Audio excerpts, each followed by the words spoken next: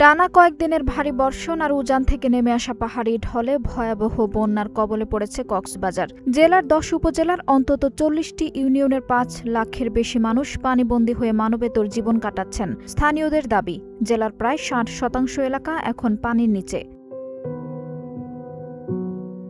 জেলা প্রশাসনের তথ্য অনুযায়ী এখন পর্যন্ত ক্ষতিগ্রস্ত হয়েছেন ১,৫০,৬৬২ জন।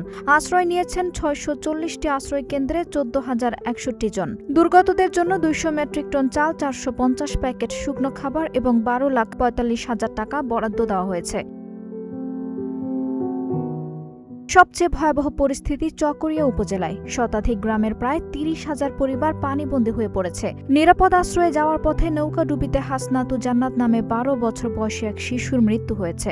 একই ঘটনায় তার ২ বোনকে অসুস্থ অবস্থায় উদ্ধার করে হাসপাতালে ভর্তি করা হয়েছে।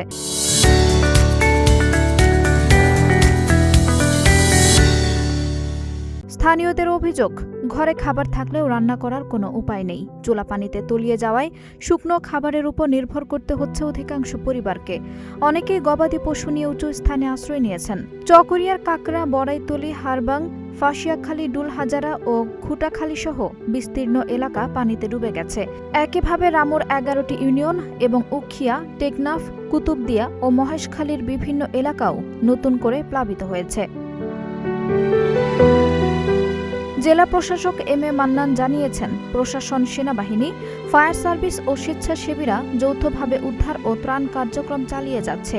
তবে আবহাওয়া অনুকূলে না ফেরায় এবং বিভিন্ন এলাকায় পানি বাড়তে থাকায় বন্যা পরিস্থিতি আরও দীর্ঘস্থায়ী হওয়ার আশঙ্কা রয়েছে।